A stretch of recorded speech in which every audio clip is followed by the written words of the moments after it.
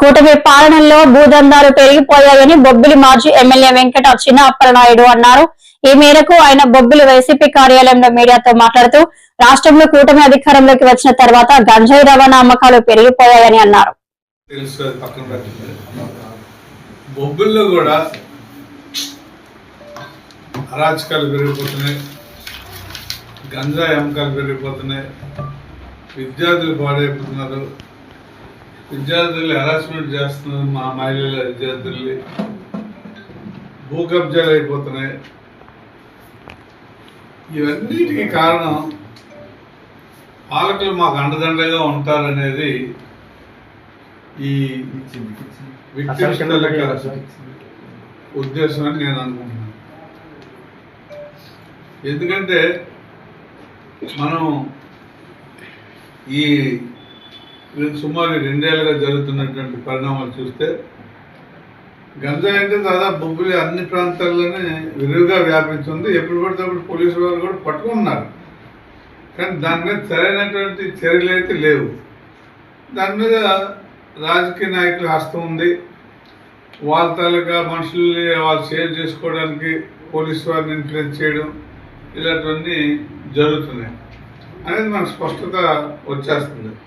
ఉదాహరణకి ఈ మధ్యన కోమటిపల్లిలో గంజాయి దొరికింది, దాని మీద ఆడపిల్లల హెరాస్మెంట్ జరగడం జరిగింది.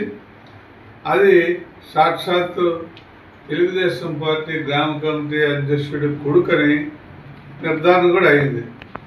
పోలీసు వారికి కూడా ఆ విషయం కొంచెం దాటవేయడానికి ఒక ప్రయత్నం జరిగినప్పటికి కూడా మీ పత్రికలు, మీ ఛానల్స్ రాసిన దాన్ని బట్టి దాన్ని మళ్ళీ డిఎస్పీ గారు ప్రత్యేకమైన శ్రద్ధ తీసుకుని తిరగదోడవలసి వచ్చిన పరిస్థితి కూడా మీ అందరికీ తెలుసు, ప్రత్యేక నేను చెప్పక్కర్లేదు. అందుకే సంవత్సరం తిరగకుండా ఆమెని ట్రాన్స్ఫర్ కూడా బొబ్బిలి నుండి చేసేటువంటి పరిస్థితి, దుస్థితి ఇవాళ బొబ్బిలి రాజకీయాల్లో మనకు కనపడుతున్నాయి. ఇవాళ ఈమెను ట్రాన్స్ఫర్ చేశారు. 4 రోజుల క్రితం, 4 రోజుల క్రితం ఇక్కడ ఉన్నటువంటి ఎస్హెచ్ఓని అర్ధరాత్రిగా ట్రాన్స్ఫర్ చేసి రూరల్ ఎస్హెచ్ఓని తెచ్చి, రూరల్ ఎస్సీఐని తెచ్చి ఇక్కడ ఎస్హెచ్ఓగా వేయడం జరిగింది. మరి ఆయన అయితే ఈ ప్రస్తుత ఎమ్మెల్యే ఏం చెప్తే అది చేయడానికి తగినటువంటి ఒప్పందాలు కుదుర్చుకొని తెచ్చినట్టుగా బయట ఉన్నటువంటి సమాచారం. ఇది నిజమంతా అనేది వాళ్ళకి తెలియాలి, భగవంతుడికి తెలియాలి. ఎందుకంటే ప్రజల నోటు ఎవరు మోసుకోలేరు కాబట్టి, మోహించలేరు కాబట్టి మీ దగ్గర ఉన్న సమాచారమే మా దగ్గర ఉంది. అయితే మీరు పత్రికలు కాబట్టి మీరు డైరెక్ట్గా అనలేకపోవచ్చు, అనవచ్చు. మరి మాకు తెలిసిన ఇన్ఫర్మేషన్ మేము మీ ద్వారా ఈ ప్రధానికానికి చెప్పే పరిస్థితి ఉంది. అలాగే పట్టణంలో ఈ మధ్య ఒక హత్య జరిగింది. ఆ హత్య యాక్చువల్గా వాళ్ళ అబ్బాయి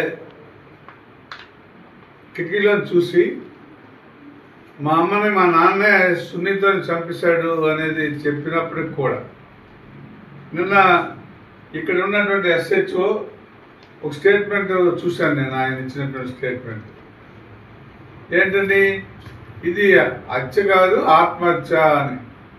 ఆ అమ్మాయి ఆత్మహత్య చేసుకుంది, అతని భార్య, డ్రైవర్ భార్య అని. డ్రైవర్ చాలా గొప్పవాడని చెప్పి ప్రస్తుతం ఉన్నటువంటి వైస్ చైర్మన్ గారు డ్రైవర్, ఆయన మున్సిపల్ వైస్ చైర్మన్ గారు డ్రైవర్, ఆయన ఒక స్టేట్మెంట్ కూడా ఇచ్చాడు, నా డ్రైవర్ చాలా ఉత్తముడు అని.